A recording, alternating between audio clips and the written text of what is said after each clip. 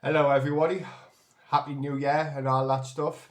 Hope you had a canny Christmas and a canny New Year and you found love and happiness and lots of laughter and joy, alright? So, it's sewing time and I'm going to be sewing some things today and I apologise about the angle of the camera, but I've got my phone suspended on the handle of the blender behind us here. So, this is the best angle I can get. Hello. But I'm gonna set away some onions, and this is some Stuttgarter giant onions, and I'm also going to be setting away some common sweet red onions as well. So that's the two onions I'm going to do today. And when I've sewed them, I've got a garland heated propagator, which is right here. Nice propagator this, and I'll be starting them off on gentle heat using this propagator, and then when they've achieved germination I'll reduce the heat, and then I'll be moving them on, and I'll do a further video of how they're getting on and what I've done to move them on from the point of germination onwards and show you what I'm going to do. But today it's just a case of sowing some seeds. So I'm going to bring over a couple of little seed trays here, and that's what I'm going to be using to sow these seeds into. And I've got a bag of compost down here, some nice seed compost, and I've kept it in the house so it's a nice temperature, which is really nice for seeds. If you put it in a place that's really cold, and it's really cold the weather at the minute in the UK, then the compost will be really cold, which isn't good for the seeds. So I've got my bag of compost in the house here, which is a little bit unconventional, but it keeps it nice and warm and it's good for seed sowing. So first thing to do is I'm just going to riddle this compost right here with my riddle and get it to the nice texture that I want to be able to sow these seeds. So if you just bear with us, I'm just going to riddle this compost here, and I'll have a little bit of a chat with you as I do it, and hopefully I'll find enough things to talk about while I'm doing it. So how was your Christmas, everyone? Did you have a nice time? What is it that you got up to? Do you like Christmas? Do you not like Christmas? Some people do, some people don't. I get the feeling the vast majority of people do, but there is people out there who don't like Christmas very much for whatever reason that they choose. But whatever your viewpoint is, I hope you had a really nice end to the year and you're having a really nice start to this one. So I'm just going to break this up a bit with my hands here, and I'm just going to give this compost a nice little bit of a riddle here. Try not to make a mess. And get me first tray filled up there. So that's me soil now all riddled, which is looking nice. And the next thing to do is just fill up this tray here.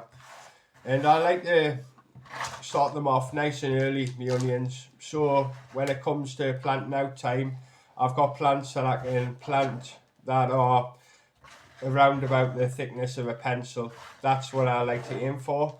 And when they're the thickness of a pencil, then you have nice strong young onion plants, and those nice strong young onion plants with nice root systems then have the means to go on to produce nice onions and nice bulbs, or that's the plan anyway. So this is why I'm starting them off nice and early in January, and it gives them a really nice head start, and it'll give us some nice onions to pick come later in the year. And onions take a long time to form a bulb, so getting them off nice and early just gives them that lovely head start that I'm looking for, and it ensures that I've got some nice onions to harvest when it's harvesting time. So I'm just going to give this board here, this presser board, which is just a homemade presser board, but it does the job that I need it to do.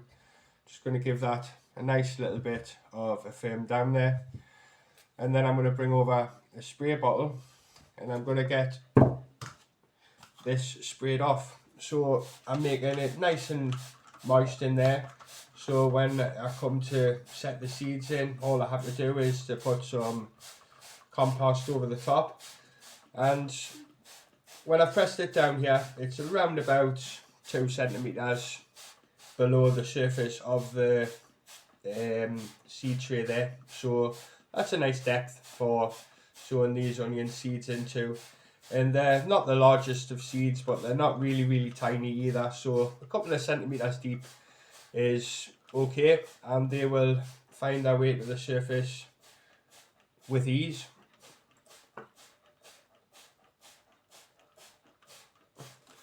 So I'll just give that another nice bit of spray there, just to make sure that there's some nice moisture in the tray,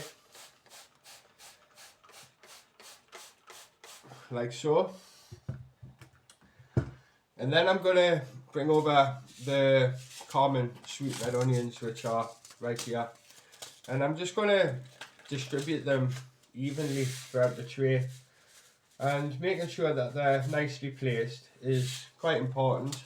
And it just means that if there's a nice order to the seeds when you come to put them into the tray, or when you've put them into the tray, then the pricking out bit is a lot easier on you than it would be if they were just scattered, you know. So I do take a little bit of time to do this, and in the long run it saves us having to fiddle around too much. It makes it nice and easy to pick them out, and you get a nice even spacing of your little onion plants there, and that's just something I like to do. So just gonna continue to put these nice and even around the seed tray here, which I know is probably telling you how to suck eggs, but for the purpose of the video, it's something I have to do, so I'm just gonna get on and do it.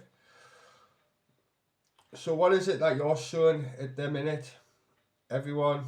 I've got a lot of things in my mind, but it is really early in the season. It's only just the first week of January, and rather than get ahead of myself, like, it's very easy to do, you know what it's like. You get eager, don't you, and you think about spring coming, and you think, ooh, I've got all these things I want to grow and all these seeds. But being patient in terms of certain things is a good thing. So I'm just going to gently ease myself into the year, and then when it gets closer to spring, then that's when all the real fun starts happening. But first things first, I like to get my onions off nice and early. So today, this is what I'm doing, folks.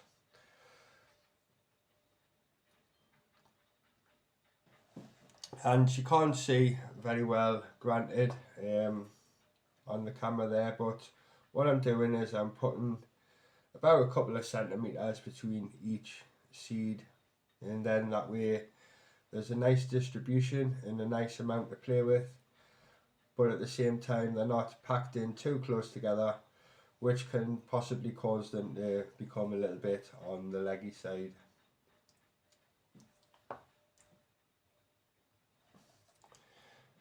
Well, I'll try and fit as many into this seed tray as I can. The more seeds you plant, then the more seedlings you have to play with and all that stuff. So just gonna move that one a little bit there. There we go. And I will bring it a little bit closer, and I'll see if I can show you in a closer proximity how they look. But you'll see when germination happens how they are in the tray. So when that time comes, I'll show you the little plants that have emerged, and you'll be able to see how it is they are that they're looking. So there's a nice amount in there now. Don't want to do too many. And these common sweet red onions are beautiful red onions. I grow these every year, and I always try to find time and room to do some other varieties, but these ones are a given every year for us. I just love them, and they're a really reliable, lovely, sweet red onion that stores really well.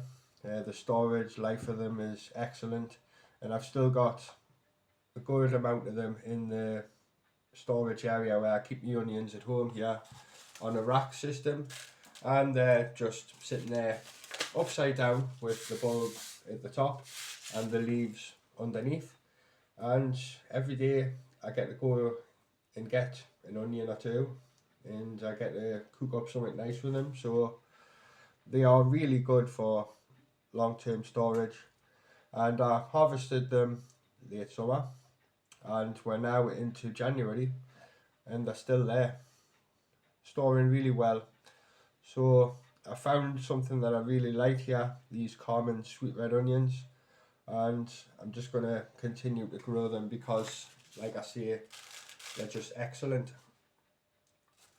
So there we go, that's a nice tray of onion seeds there, all sown.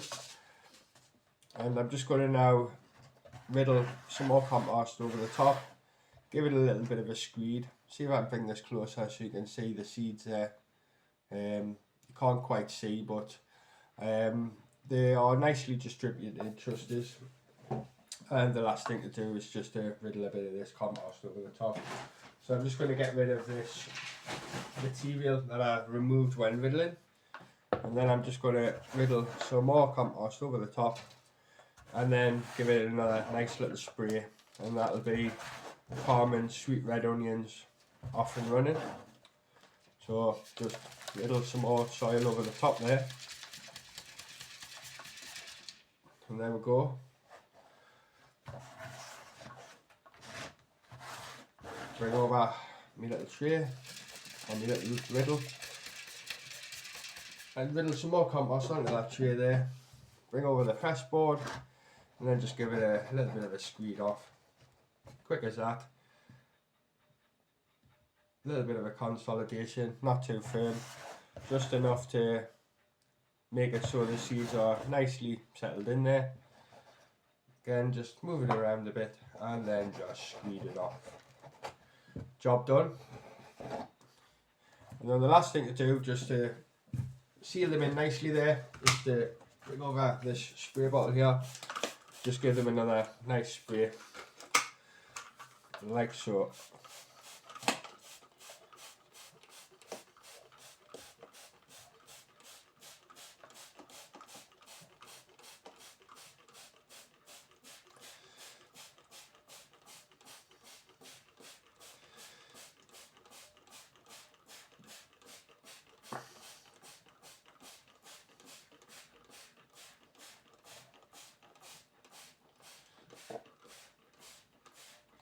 Lovely.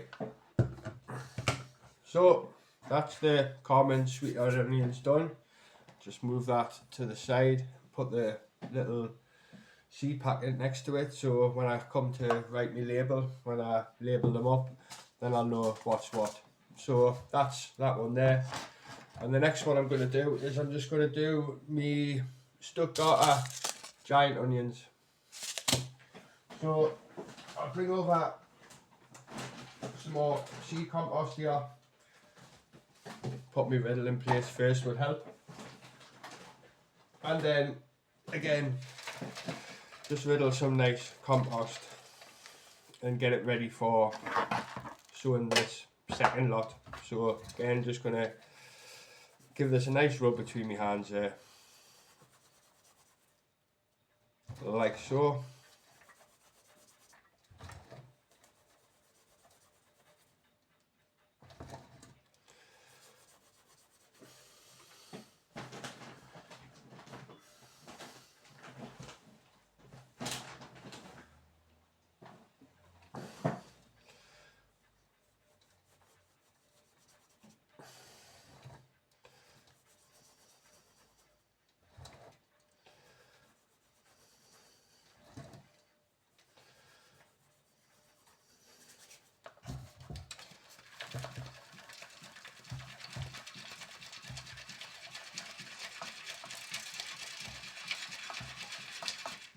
So there we go, that's ready for the second tray to be done. So just bring over my seed tray here, fill it up to the top.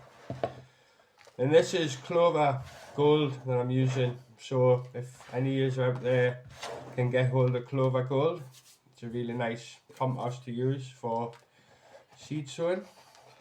So just move that backwards and forwards there, and then just proud fill and get the tray ready for a little bit of compression. So there we go, just move that around a little bit and then just squeeze it off. Lovely.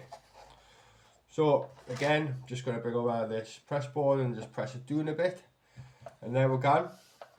That's another tray ready to sow some onions onto.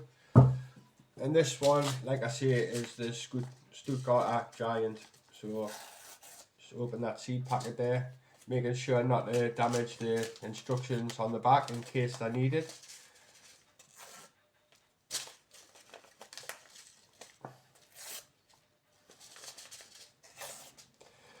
And then I'll get these ones sown as well in the same manner as before, just spacing them out nicely so there's a nice distribution within the tray, and then that'll give us some nice onions to be getting on with when they eventually poke through. I can hear my cat crying at the door, which is really good timing, but I'll let her in a minute once I've finished doing this, because she's only a year old, so she's on the inquisitive side, and when I'm doing my plant stuff, because she loves company, she loves to be next to you and around you, but at times she'll jump up and stick a paw in there and generally make it a little bit more difficult for you than normal. But you've seen Freya on other posts that I put up. She's a beautiful animal. I love my cat and my dog. Got a dog and a cat, and they're really good pals. When the cat was really young, when she were a kitten, we brought her home, and the dog sort of mothered her for a while, you know, like treated her like it was one of her own puppies, you know. They used to sleep in the basket together, whereas now the cat's a little bit older, the dog's still very much loving towards the cat, but the cat, being the cat, just kind of ignores the dog, to be honest. Like, I mean, she's not awful to it, she doesn't hiss or anything like that, but as she's got to be a young feline rather than a kitten, she's kind of just lost interest in the dog. All she really wants to do is go out and chase mice, which is fine by me. The less mice that are in the garden, then the less problems I'm going to have with growing things and such things. She caught a mouse the other day, actually. I went out and she chewed its head off, you know what I mean? So there was a little bit of a mouse hanging out of its mouth. I really didn't want to see her chewing up this mouse. You could hear it as well, crunch, crunch. You know, oh dear. I hope that tastes nice, because it doesn't look too appealing to me, like. But she seemed to enjoy it, so must be good. Tasty mouse, eh? So that's another tray of onions now set out, everybody. And the next thing to do is just to get them to germinate on my little heater propagator there, and then I'll give you a further update, like I say, of how they're looking when they poke out of the soil.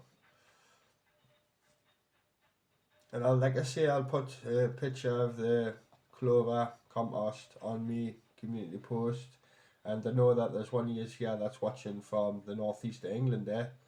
So if you go to Down to Earth, which is a garden centre, you can get it from there, and it's nice soil. It's good for seed sowing and that. So if you're in the area where Down to Earth is, then you can go and get some for yourself, and it's reasonably priced. It's under a tenner for 70 litres of it, you know, which is canny price for seed compost. And just remember the name, Clover Gold. Okay, works for me.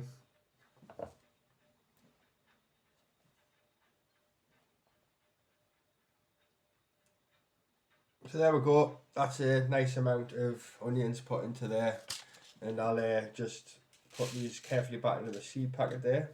I've dropped one on myself, 2 seconds, just gotta find out where that went. There it is.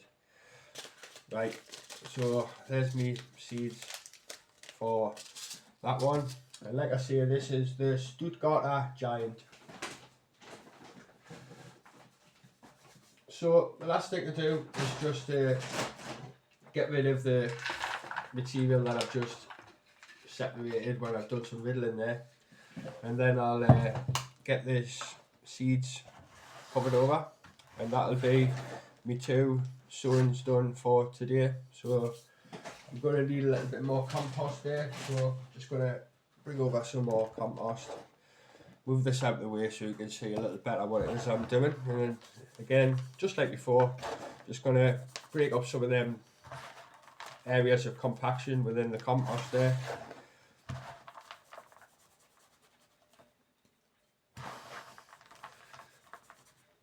And there we go.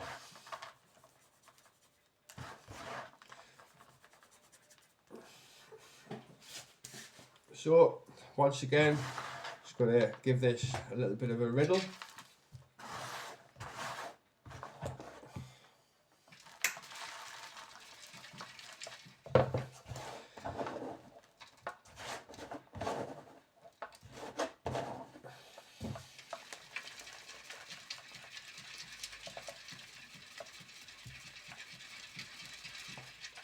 There we go, and then just bring back over me tray of seeds there. Proud fill it a bit, as you can see, and then just move it a little bit with my hand there. What is that? Little small piece of twig, and then just squeeze it off again. So there we go. That's that squeezed. Then just put a bit more on there again, and then just move it back the other way.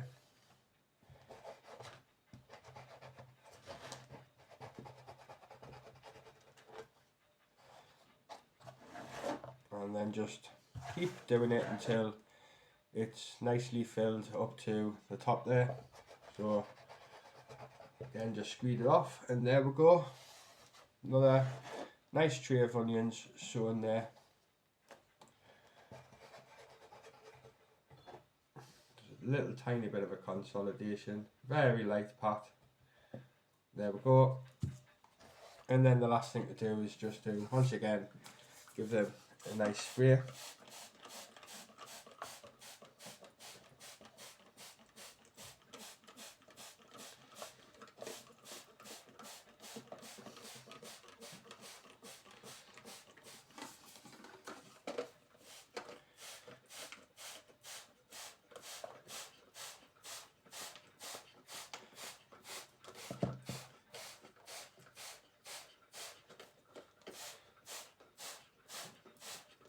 Making sure that there's a nice amount of moisture so it gets from the top of the seed tray there right down to the base.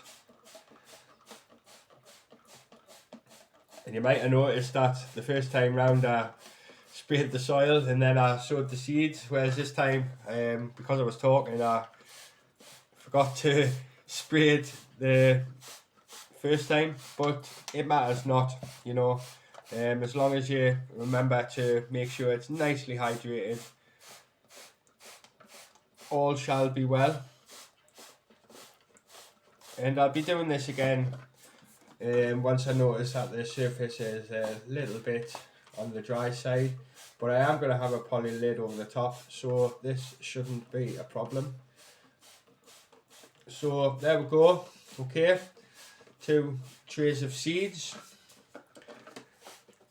And I use a spray bottle because it's room temperature water, okay, which is just like the compost being in the house, nice and warm for the seeds. Obviously later in the season when it's the warmer months of the year, like late spring, summer, then this isn't needed. But for the purpose of this video, I wanted the compost to be nice and warm, so I've got it indoors.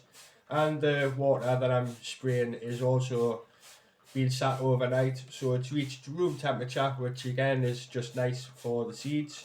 And the fact that I'm using a spray bottle, it's just nice and gentle on the substrate here, and it means that the seeds don't get dislodged by the heavy nature that can sometimes be the case when it comes to using a rose watering can.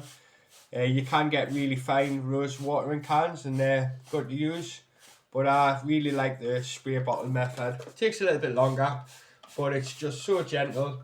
The soil is exactly the same as what it was when you sowed the seeds, and that just means that the soil within is nice and consistent, and it's just useful. You know, it's a useful way to do it, and I think it really helps.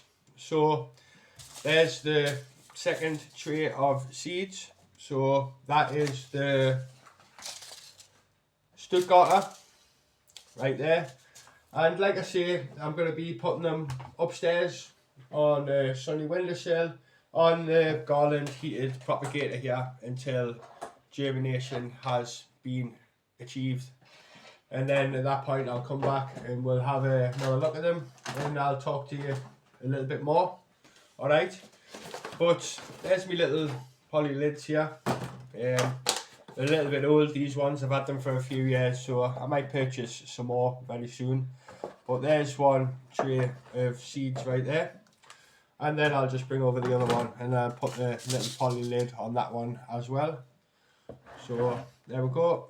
And then, like I say, these will be put on the gentle heat of my propagator, and I'll come back and show you them when they've germinated and poked through the soil there. Thanks for your time, everyone. Catch you again on the next one. Have a lovely day.